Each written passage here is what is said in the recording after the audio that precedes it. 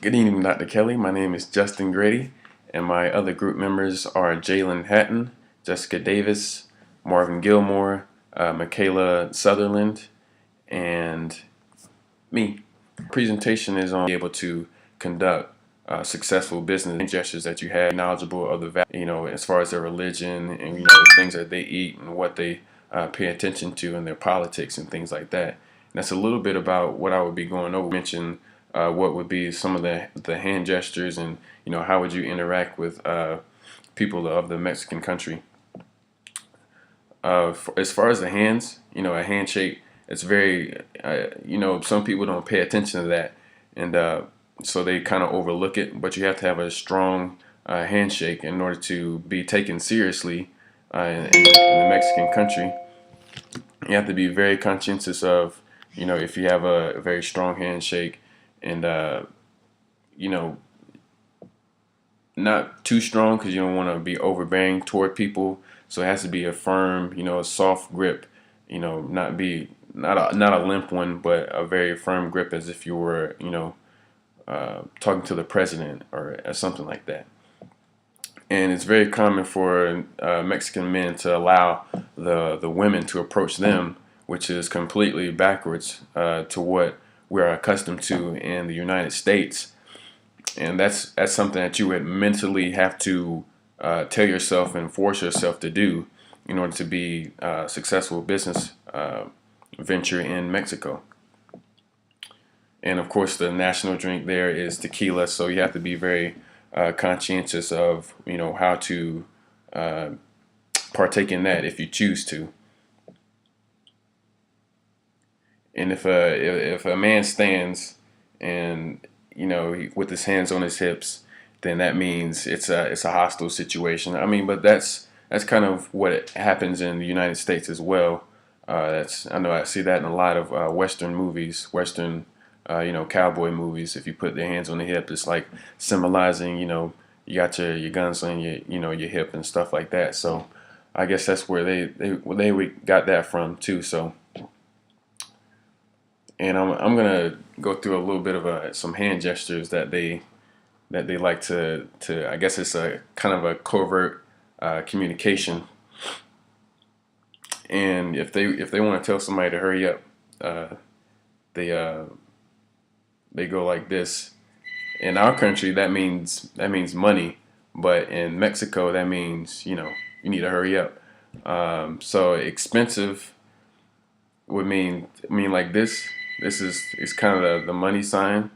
Well, the kind of it's an Italian thing, but Mexico this means that something is expensive. And if they're somebody goes like this, like that, that means he's a cheapskate. Don't do business with him. If you're in the marketplace selling goods. And okay, it's like this and all that. So that's just a few of the gestures that they like to utilize in order to covertly communicate. And as far as crime, crime in Mexico is huge. It's actually big business, and 70%, well, crime and drugs, but those two are attached to each other. So crime it's just incredible how much crime they have in Mexico, and the highest two states in Mexico that has the highest crime is Mexico City and I'm not sure if I'm pronouncing this correctly, Chihuahua. It might be incorrect. My Spanish is not on par. So 70% of the U.S. Methamphetamine that enters in this country is from Mexico. So that's very critical, as if you want to do business there, you want to understand that there is going to be a potential crime aspect of your business venture. You have to be able to find people that you can trust and people that you can conduct business with. You got to check their backgrounds and see if they have past criminal doings. If they're in a drug cartel, it's kind of hard to know if anybody's in a drug cartel in Mexico, because I'm not sure if I'm pronouncing this correctly either. Sinaloa Federation is the biggest drug cartel in Mexico, and they infiltrate prisons, and they have connections with gangs. So that's mostly in California, San Diego, California. That's their main, well, in Texas as well, in Arizona. Those are the main states in the United States that they, I guess, migrate or immigrate to in order to, get some potential deals done and get some potential business as far as in the drug world. And I believe that's the next thing in this world to be regulated, even though it's not something positive. But we have to be, cognizant of that drugs are a real thing and crime is a real thing. We have to be understanding of what and how that will affect our business if we were to go into that country. And they really tapped into the the the, uh, the technology in this day and age, and they understand that the social media is fast growing, so they tap into that. There's been, thousands of international breaches, and specifically the United States, that Mexico has committed.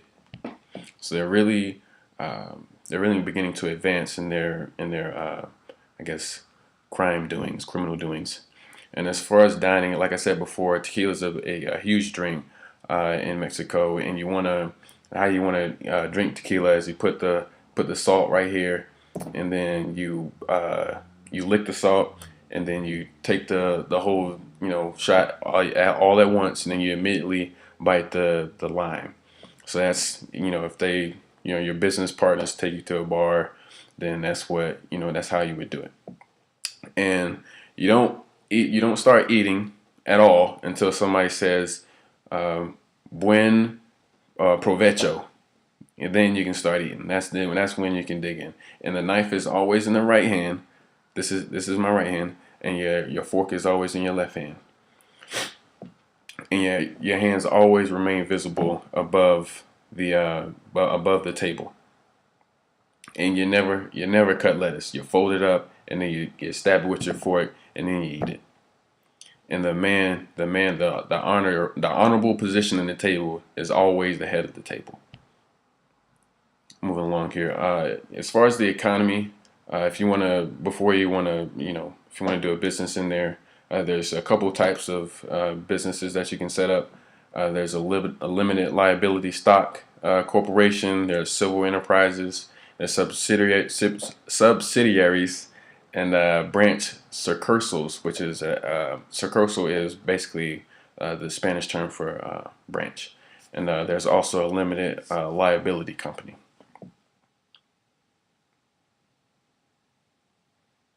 And as far as their religion, they're very Catholic oriented. They're Catholic values, and they're very connected with their family and connected with their faith. So that's very absolutely critical that you have to understand that.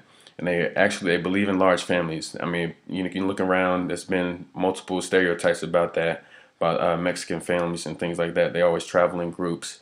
They always have many people in their homes. And they like to have parties. They love house parties, and they're very respectful of their fathers because they're the head of the household, and they're family oriented over the individual person. As far as if you want to do business there, you yourself will have to be family oriented. And so that's just a little bit a high level overview of if you want to do business in Mexico. That's something that you really have to understand and grasp before you even consider doing business in Mexico. It's a growing country, and I highly recommend tapping into it, but only in the safe environments. Thank you.